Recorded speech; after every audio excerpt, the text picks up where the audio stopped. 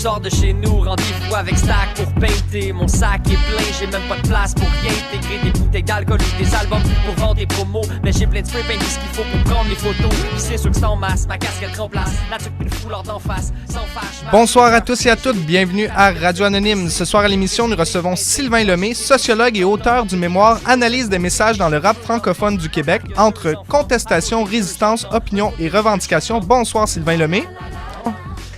À travers cette émission, nous allons parcourir l'histoire du rap ainsi qu'analyser les discours qui se trouvent à l'intérieur des différentes chansons et époques. Bonne émission à tous et à toutes. Alors, Sylvain Lemay, comme première question, à l'intérieur de votre mémoire, vous nous proposez 3 vagues importantes dans l'histoire du rap. On aimerait que vous nous les présentiez aujourd'hui. Ben, en fait, pour faire court, je m'intéresse plus particulièrement au rap francophone du Québec. J'ai décortiqué le rap francophone, les rappers, en 3 vagues de rappers, soit la première vague, les premiers à avoir pensé à rapper en français. On pense entre autres à MRF, qui est le groupe le plus connu de cette époque-là, mouvement rap francophone. Premier disque paru en 90, donc tu sais, parce que la culture est arrivée dès, on peut parler de vers 79-80, donc qu'il y a les premiers mouvements qui se créent, les premiers contacts qui se créent avec la culture. Par contre, le rap francophone, le premier disque, on attend en 90, MRF. Okay. Ensuite, deuxième vague, c'est la vague, celle qu'on associe généralement aux pionniers qu'on connaît plus, un peu plus. Je pense entre autres à Sans Pression, Mosaïen, Ils vont crever. Donc, vraiment, ceux qu'on dans notre imaginaire, c'est eux un peu les pionniers du rap au Québec. C'est la deuxième vague. Puis la troisième, ben, c'est un peu celle plus actuelle. Donc, on peut parler un peu du début des années 2000 à aujourd'hui. Une vague qui se distingue par le fait qu'elle a pu s'influencer du rap au Québec, de ce qui s'est fait avant elle, contrairement aux vagues précédentes qui avaient les pôles d'influence vraiment soit aux États-Unis ou en France. Donc, la troisième vague a des influences plus locales. Puis également, une des caractéristiques de cette troisième vague-là, c'est qu'on sort un peu des grands pôles que sont Montréal et Québec pour se répandre un peu partout en région dans la province. Donc, le rap devient vraiment plus... c'est une démocratisation du rap, on pourrait dire. Intéressant. J'ai avec moi aujourd'hui 2 participantes aussi, Betty et Jean-Victor. Jean-Victor, je crois que tu avais une question. Oui, Yannick, bonsoir. Sylvain. Bonsoir. J'aimerais savoir, est-ce que la poésie a une influence dans le rap en général au Québec? Ben, je pense en fait, la poésie, tu sais, si on décortique le rap en soi, le mot, c'est rythme et poésie, justement, en anglais, rap and poetry. Il y a des gens qui vont donner d'autres significations à ça, mais je pense que c'est une des façons de conceptualiser le rap classique. Puis, c'est inévitable. Les textes, la forme des textes, parce que dans mon mémoire, je m'intéresse aussi au langage des rappers. La forme des textes est sous forme de vers, comme la poésie. On met l'accent sur les rimes. Donc, on parle vraiment de poésie, mais sous forme rythmée. Vraiment, c'est ça. Intéressant. Betty? Qu'est-ce qui caractérise vraiment une chanson rap? Ben, bonne question. En fait, je dirais que de un, c'est un peu la forme, au sens où si on parle d'une chanson, ça prend un certain tempo au niveau musical, au niveau de la vitesse. Puis au niveau de la forme que le rappeur va scander ses paroles au lieu de souvent les chanter ou de les murmurer ou de... chaque style a un peu sa façon d'interpréter les morceaux. Dans le rap, on parle souvent de scander des paroles. C'est un peu entre le cri puis le discours rythmé. Mais on fait pas nécessairement allusion à du chant en soi. C'est pas impossible qu'il y en ait à travers le rap, mais si tu me demandes de définir un morceau rap, j'aurais tendance à dire que c'est beaucoup des trucs qui sont scandés sur un rythme assez carré. C'est répétitif, c'est un loop du 4-4, qu'on pourrait dire. C'est vraiment intéressant. Jean-Victor? Est-ce que vous pouvez me dire, c'est quoi la différence entre le rap français et le rap québécois, mis à part l'aspect géographique? Ben en fait, pour distinguer, exemple, la scène française de la scène québécoise, on pourrait dire que l'une des grandes spécificités du rap français, c'est d'être vraiment axé sur la dénonciation du racisme à cause du phénomène des banlieues, entre autres. Il y a beaucoup de rap français qui provient de ces régions-là. Si on fait vraiment un wrap-up très rapide de l'histoire en France, c'est un peu des quartiers qui se sont construits, qui étaient supposés être temporaires, que c'était pour des travailleurs, puis finalement, on les a un peu abandonnés dans ces quartiers-là. Ce qui fait en sorte qu'au final, il y a beaucoup de jeunes qui ont grandi dans ces quartiers-là, puis qui ont un discours un peu dénonciateur par rapport au racisme qu'ils ont subi, par rapport à l'exclusion qu'ils subissent. Tandis qu'au Québec, on n'a pas la dynamique... Oui, il y a une dénonciation du racisme, mais il n'y a pas cette dynamique-là à la limite, il y a certains quartiers de Montréal qui vont être un peu plus... qui vont se créer certaines frontières ou certaines inspirations comme ça, mais c'est pas nécessairement les mêmes pôles d'influence. Au Québec, à la limite, la spécificité qu'on pourrait retrouver, c'est au niveau de la question nationale. Dans le sens où la question nationale de l'indépendance du Québec, c'est un truc qu'on retrouve dans les discours des rappers, qu'on soit pour ou contre, mais c'est un sujet sur lequel beaucoup de rappers vont se prononcer. Puis c'est un truc qu'on ne retrouve pas nécessairement en France. Donc, c'est une distinction. Donc, c'est très politique aussi, le rap, là. Parce que souvent, on a l'image très négative du rap. On va en parler un peu plus tard, des valeurs négatives à travers le rap, le sexisme, tout ça qui existe. Mais le rap, c'est aussi beaucoup politique. On va parler d'enjeux sociaux, on va parler d'inégalités sociales aussi à travers le rap. Oui, ben en fait, le mouvement, cette culture-là s'est créée, à la base aux États-Unis pour justement créer un truc qui luttait un peu contre les gangs de rue, qui était vraiment pacifique pour faire des réunions pacifiques à travers des disciplines artistiques. Donc, c'est un peu les valeurs fondamentales du hip-hop, sont des valeurs positives. Mais c'est certain qu'il y a des propos qui diffèrent de ces valeurs-là des fois. C'était le premier segment de notre entretien avec Sylvain Lemay, sociologue et auteur du mémoire sur le rap francophone au Québec. On est enregistré dans les studios de CIBL. On vous revient. Sans faire, je marche le cœur léger l'été, car il me fêter et c'est libre et j'ai les mains d'un poche et les yeux tentant de décrocher de cette beauté, les cheveux dans le vent. Dans le parc, il y a 2 enfants, à côté d'eux j'entends un couple de vieux chantant. Vous écoutez le deuxième segment de notre entretien avec Sylvain Lemay. Nous sommes à Radio Anonyme, enregistré dans les studios de CIBL 101.5 Montréal. J'ai Betty et Swalness avec moi autour de la table. Swalness, je te laisse poser la première question. Oui, bonjour.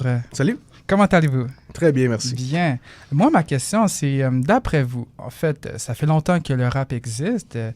Peut-être 20 ans, depuis 20 ans environ, comment c'était le rap? Et peut-être 20 ans après, 2016, comment serait le rap? D'après vous, comment serait le rap? En fait, si je peux résumer ça pour faire court, je dirais que il y a une grande évolution au niveau de l'acceptation dans les industries culturelles. Ça demeure un sujet relativement omniprésent dans les discours, comme quoi le rap est boycotté des différentes industries. Par contre, si on analyse ce qui se fait aujourd'hui comme couverture, comme événement, versus les trucs que les pionniers ont pu mettre sur pied dans les fin des années 90, début 2000, il y a vraiment des événements d'envergure aujourd'hui qui ne se comparent pas à ce qu'on pouvait voir dans le temps. Des spectacles, il y a eu un spectacle tout juste il y a quelques jours au Métropolis, c'est sold out pour du rap québécois.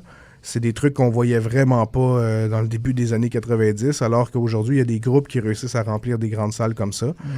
C'est signe que le public s'élargit. C'est signe que les médias aussi n'ont pas le choix de suivre, de couvrir un peu plus les trucs, mais ça demeure encore quelques groupes. On ne peut pas parler d'une culture qui a réussi à atteindre nécessairement un niveau élevé de représentation au sein de ces médias-là, mais il y a quelques groupes qui réussissent à percer beaucoup plus qu'avant. D'accord. Puis, comme une petite phrase aussi, toutes les sortes de musique comme le rock, le rap, le jazz, est-ce que sur une échelle, le rap se situe où? En fait, moi, je comparerais un peu le rap aux autres cultures, exemple le heavy metal ou tu sais, des trucs qui sont un peu, en partant, plus underground, qui sont des cultures un peu plus jeunes, qui viennent chercher justement plus des discours souvent un peu plus revendicateurs ou un peu plus marginaux. Je trouve que c'est dans cette catégorie-là qu'on pourrait placer le rap, tandis que d'autres styles musicaux que tu as nommés, exemple le rock, le jazz ou le blues, sont, selon moi, beaucoup plus accessibles au niveau du discours. Au niveau de la forme, là, ça demeure un débat. Là. Genre, il y a certains jazz qui sont pas nécessairement très accessibles. Mais je pense que le rap se distingue vraiment au niveau des messages qu'il porte, d'où l'intérêt de s'intéresser à ça dans mon mémoire. OK. Tantôt, tu nous parlais justement de rappeurs qui décidaient de contester justement, de parler du racisme et d'autres revendications. Est-ce que tu pourrais nous décrire, en fait, c'est quoi la différence entre le rap justement conscient et le rap festif? Bonne question. En fait, ces deux grandes familles, c'est pas moi qui les ai inventées, ça fait partie un peu de la littérature des gens qui avaient déjà écrit sur le sujet du rap, surtout aux États-Unis, qui distinguaient deux grandes familles, si on peut dire, de rap, dans laquelle, après ça, on peut avoir plusieurs styles différents, dont les deux que tu as nommés, le rap conscient et le rap festif. Le rap festif, en fait, on le décrit beaucoup plus comme un rap qui cherche simplement à divertir, qui va beaucoup plus être diffusé en discothèque, qui vise plus à faire danser, à célébrer, tandis que le rap conscient, c'est celui qui va véhiculer un message. Donc, pour moi, ma distinction dans le mémoire, comment j'ai procédé, c'était vraiment fondé sur ça.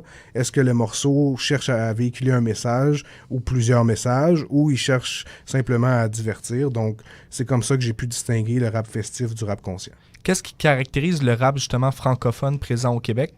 Entre les deux, il serait lequel? Plus festif ou plus contestataire? C'est une bonne question. C'est un peu ce que je voulais vérifier avec le mémoire.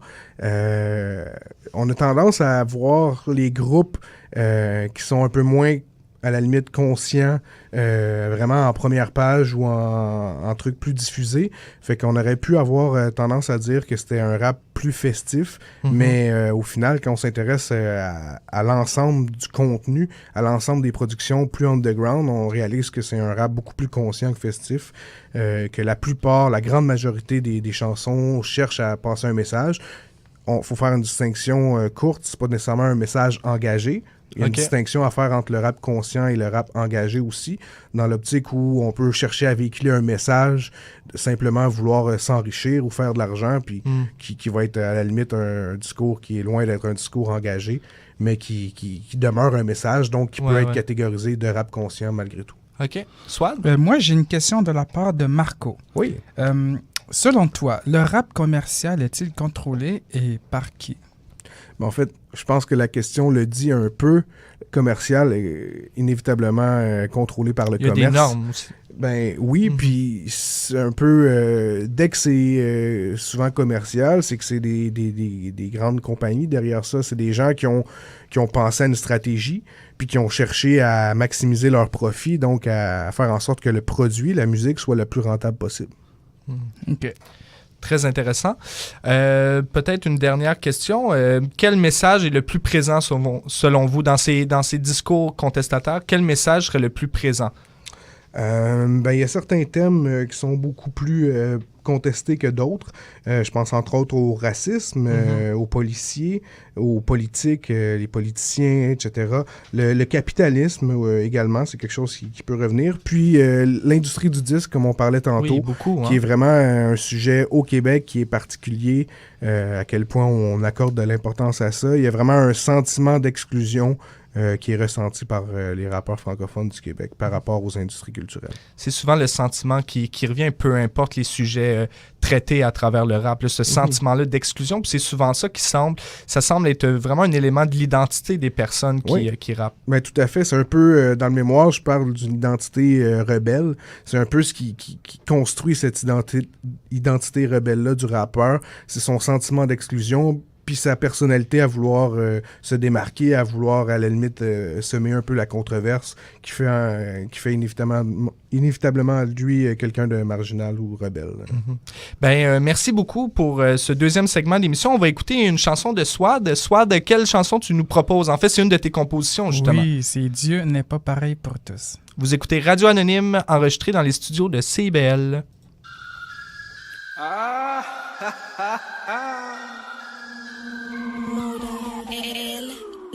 Après mon déjeuner, de la bête tuée, sur ma terre torturée, je suis prêt à me déguiser en Lucifer pour donner un contrôle à la tête d'un point ferme.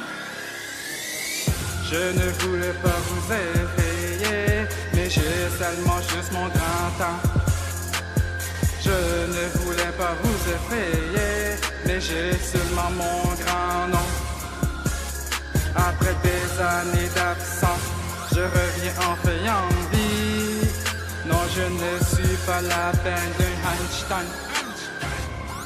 Non, je ne suis pas la bête d'un Einstein. Ne vivez que le jour, mais vivez juste la nuit. Oui, les vampires existent. Non, je ne suis pas un. Je viens vous expliquer ma perception, ou mieux pour les débiles, ma vision. Dieu n'est pas pareil pour tous.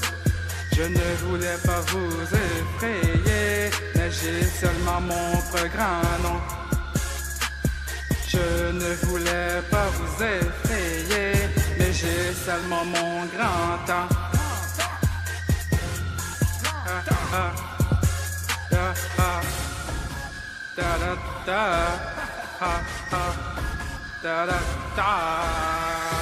Dieu n'est pas pareil pour tous. L'imagination pour moi rend fou. Dieu n'est pas pareil pour tous. L'imagination pour moi rend fou. Dieu n'est pas pareil pour tous. L'imagination pour moi rend fou. Dieu n'est pas pareil pour tous. L'imagination pour moi rend fou. Je ne voulais pas vous effrayer, mais j'ai seulement juste mon plus grand nom. Je ne voulais pas vous effrayer, mais j'ai seulement juste mon grand temps. Les yeux nous donnent l'illusion, je combats les chansons de rap, je dévise la différence, je suis sans défense. On me voit pour une bête, je parle d'un ton doux, j'attaque en exprimant, je veux te dévisager. Y'a pas plus grand que moi, c'est moi qui prends la liberté de mon âme. Mon âme a la clé, le dernier jugement, il le connaît. Quand je veux prier, je me regarde dans le miroir. Et quand je prie aux autres, je regarde la carte du monde. Je regarde la carte du monde.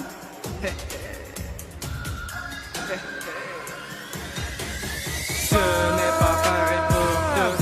L'imagination pour moi rend fou. Ce n'est pas pareil pour tous. L'imagination pour moi rend fou.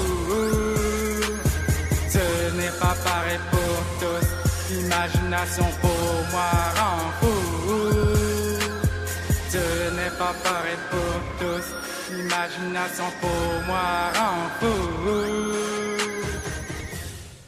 Vous écoutez Radio Anonyme enregistré dans les studios de CIBL 101.5 Montréal. On poursuit notre entretien avec le sociologue Sylvain Lemay. On parle aujourd'hui d'un peu le rap francophone présent au Québec. Comme première question de ce troisième segment, j'aimerais savoir, Sylvain, quelles sont les valeurs positives et négatives qui sont présentes dans les textes de rap au Québec? OK, ben en fait, pour répondre à ta question, ça répond vraiment au message d'opinion que j'ai catégorisé dans le mémoire. Mm-hmm. Les valeurs positives, en fait, qu'on retrouve, c'est vraiment des trucs qui vont valoriser, exemple, la famille, l'amitié, l'authenticité.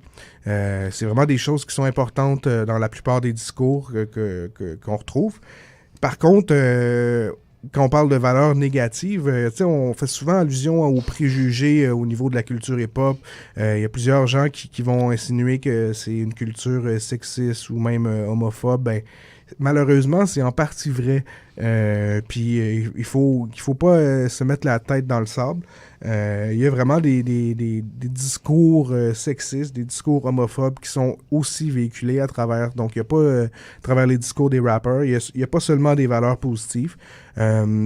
L'homophobie est relativement présente au Québec. On parle beaucoup plus de sexisme. Autant par le fait qu'il y a plusieurs rappers qui vont entretenir des discours misogynes ou sexistes, mais également par le fait que la plupart des autres rappers qui n'auront pas nécessairement abordé, qui n'auront pas nécessairement des propos controversés, mais ils n'iront pas pour autant dénoncer ces propos-là venant de leur père. Fait qu'il y a un certain, on dirait... les rappers ont tendance à intérioriser un peu ces discours-là, à les banaliser, puis à pas nécessairement voir qu'est-ce qui est moins bien à travers ça. Donc, il y a un côté un peu de conscientisation à faire à cet égard-là. On parle pas nécessairement d'une majorité de rappers qui entretiennent des discours sexistes, mais on parle quand même de discours, de trucs qui sont omniprésents au final, parce qu'il y a certains rappers qui, pratiquement dans chaque chanson, vont en entretenir, puis vont quand même avoir un bon fanbase qui les suit. Fait que je pense que c'est vraiment plus ça qu'il faut se questionner par rapport à ça. C'est pas juste des cas isolés comme ça, exact. C'est présent. Exact. J'ai avec moi pour cette troisième partie, j'ai Betty et Jean-Victor. Betty, je crois que tu avais une question? Oui, je voulais savoir justement qu'est-ce qui se passe quand des groupes comme NWA, oui, qui osent dénoncer les injustices sociales, puis justement avoir des messages de revendication, puis vraiment des textes d'opinion. Qu'est-ce qui se passe avec eux? Est-ce que c'est normal justement de voir que dans notre société d'aujourd'hui, ils subissent vraiment une telle répression? Est-ce que c'est normal? Je pense que oui, dans l'optique où on est dans un système qui favorise justement la répression, qui veut museler un peu les discours marginaux. Donc, dans cette optique-là, c'est pas nécessairement si surprenant que ça. Est-ce que c'est légitime? Ça, c'est une autre question. Je pense que si on peut ramener le cas au Québec, des groupes qui voudraient prendre la parole pour dénoncer des choses vraiment crues ou vraiment d'un point de vue politique qui dérangent, je pense que ces gens-là ont la liberté de le faire, mais pas en étant subventionnés. Donc, c'est un peu l'enjeu derrière les discours, c'est que si tu veux avoir des subventions au Québec, faut que tu fasses quand même un peu plus attention à ce que tu dis. Tu peux te permettre de dire beaucoup de choses, mais il y a certains trucs qu'il faudra pas que des sujets qu'il faudra pas que tu abordes. Manu Militari en a été un exemple avec son morceau La Tente, qui a perdu des subventions à cause de ce morceau-là, même s'il avait finalement décidé de le retirer de son album. Donc, je pense que oui, ça peut se voir au Québec, mais c'est certain qu'en France ou aux États-Unis, c'est des trucs qui sont encore plus grands, encore plus flagrants comme stigmatisation puis comme répression. Puis en même temps, ça fait partie de la culture rap. Je peux me permettre justement qu'il y a une présence de messages comme ça qui soit plus choquants aussi ou qui revendiquent de façon des fois très crue les pouvoirs présents dans la société ou les systèmes de domination. Exact. Mais même au niveau du langage des rappeurs, il y a vraiment un langage qui est à la limite codé, dans le sens où la plupart des gens qui sont pas initiés à ce discours-là, à ce langage-là, vont souvent avoir de la difficulté même à saisir tout ce qui est dit, comme à tout ce qui est véhiculé, alors que les gens qui maîtrisent les codes, qui maîtrisent le langage, vont avoir beaucoup plus de facilité à accéder au contenu. C'est ce qui fait que c'est une culture en soi, une culture populaire ou une sous-culture. Jean-Victor, tu avais une question? Moi, je suis curieux de savoir, selon vous, quelle est l'image symbolique qui symbolise le rap? L'image, j'irais plus avec le hip-hop, parce que le rap, c'est vraiment une discipline, tandis que la culture hip-hop a vraiment des valeurs, selon moi, plus une image qu'on pourrait dire d'inclusion. Une culture inclusive qui accepte tout le monde, qui est ouverte. D'où les paradoxes avec le sexisme, l'homophobie et les sujets qu'on parlait tantôt. Mais au final, c'est un peu ce qui a fondé cette culture-là à la base. C'était le désir d'offrir une communauté où les gens pourraient être inclus, peu importe leurs origines, leur religion, leurs croyances.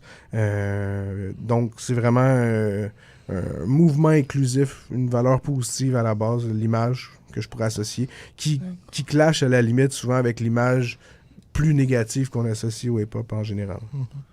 Puis vous avez parlé rapidement là, des paradoxes, mais justement, plus en détail, quels seraient les paradoxes présents dans la culture hip-hop, dans le rap? En fait, j'ai relevé 3 sujets sur lesquels il y a vraiment un double discours. Celui de la rue, celui de la criminalité, puis celui de l'argent. Okay. Tu sais, l'argent, on va retrouver des rappers qui valorisent vraiment l'enrichissement personnel, qui voient ça comme une réussite de vie, tandis que tu vas avoir des rappers plus anticapitalistes qui vont vraiment critiquer le pouvoir du capital, qui vont dire à quel point l'argent peut être néfaste pour les gens. Donc, tu as vraiment un double discours. C'est la même chose pour la rue ou pour la criminalité. OK.